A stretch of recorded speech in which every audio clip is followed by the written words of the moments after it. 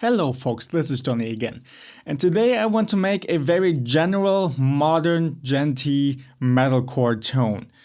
The reason is I get a lot of requests for just modern djenty metalcore bands, but there are a number of reasons why I don't really want to make specific tones for those kinds of bands. One reason is they often use amp simulation themselves, and replicating an amp sim tone with another amp sim is not really the purpose of this tutorial series. I rather want to replicate tones that actually use real amps, and I want to see how close can you get to those tones with TH3. Another reason would be my guitar is just not made for that. Again, the pickups I have, my new 7 strings, sound more crunchy and don't really have that modern vibe, and I also can't really tune super low with it. I always have to use pitch shifting, and that's just not the best way to go.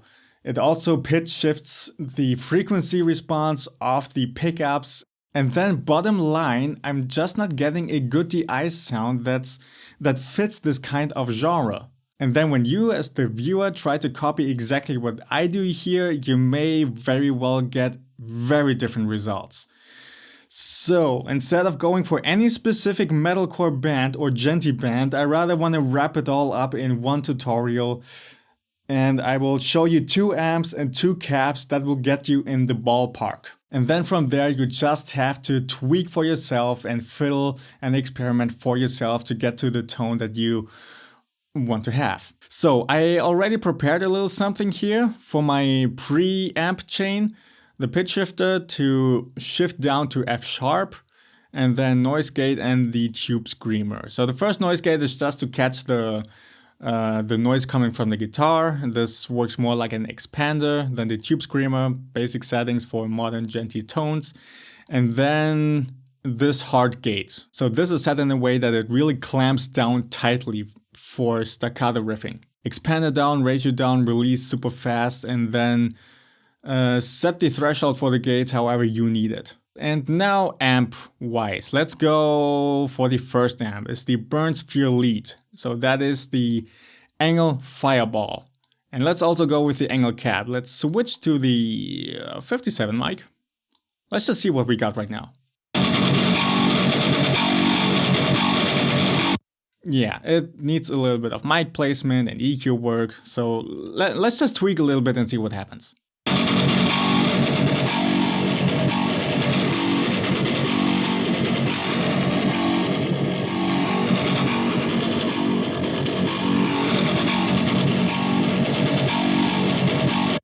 Okay, somehow I like going down from the center here in this cap. This amp has quite a lot of honky mids in this 500 Hz area. For leads, that works perfectly fine. It gives leads a very nice note definition in that mid-range. But for rhythm tones, it does need a little bit of work.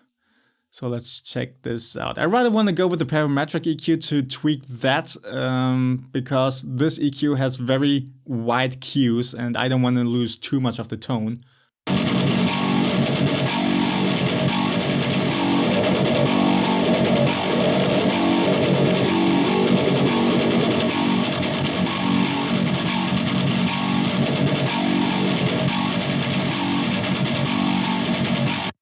Let's just put it in the mix and see what we got.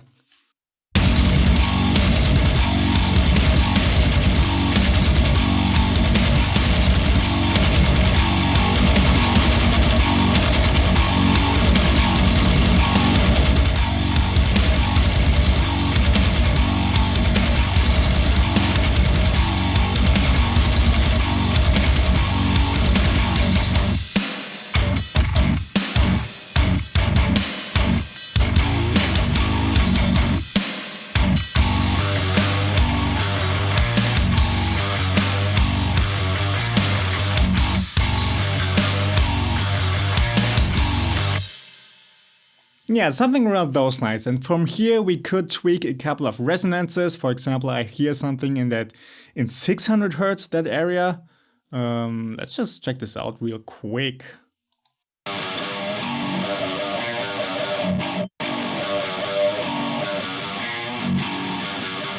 Yeah, and then a couple of harsh frequencies in that upper mid-range. I think you get the gist at this point.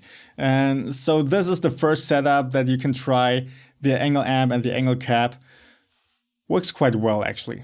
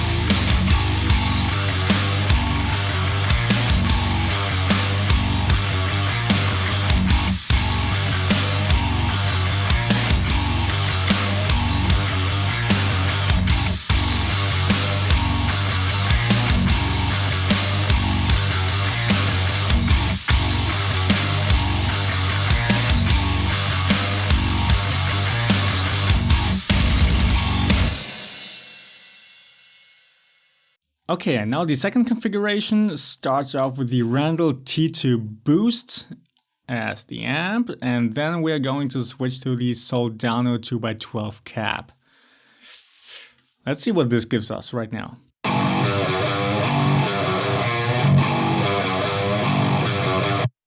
Okay, it needs work, but we do hear quite some potential in there. So let's switch to the 57 mic and put it somewhere to the side.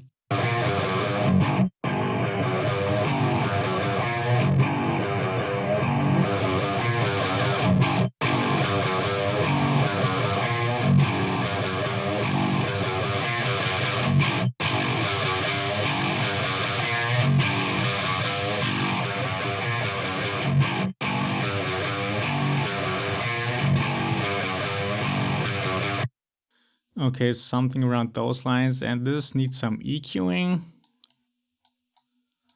Let's see, that mid-range here again needs some work.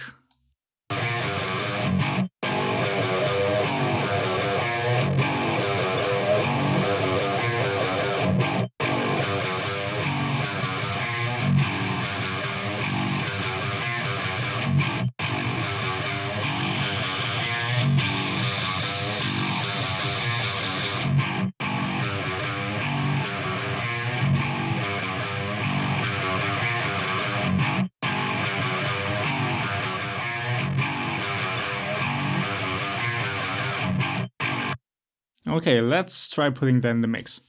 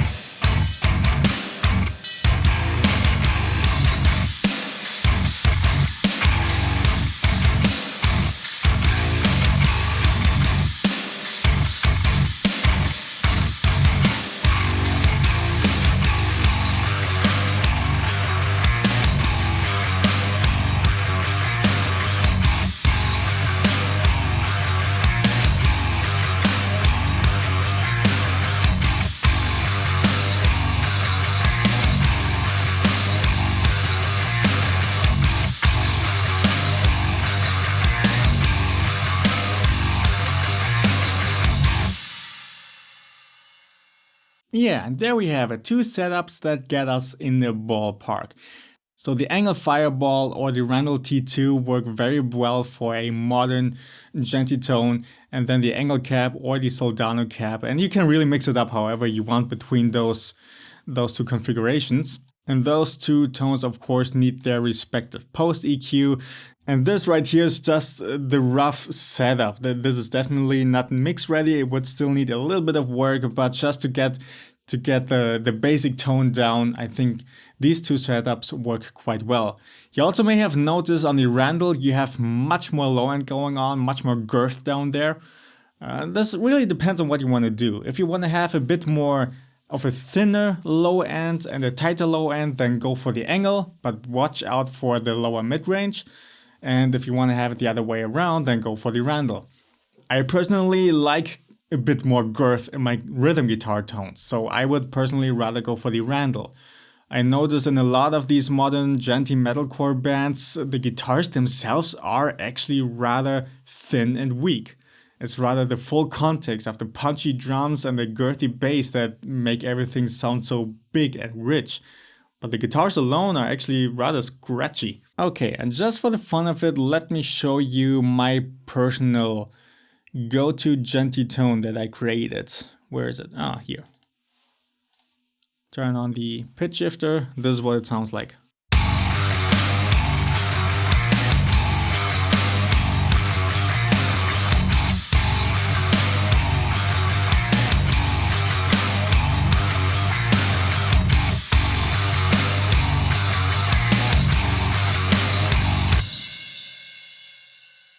As you can see, this is pretty similar to the tone I just dialed in. This just has more detailed work going on here, more detailed EQ and different stomp box before it. The Proco Red, I just like it. It gives you such a roaring open note. It sounds so ravaging. I like it quite a bit more than the Tube Screamer. And then this compressor here helps to give you a very punchy pick attack. Check this out in this section right here. Let's turn it off and then on.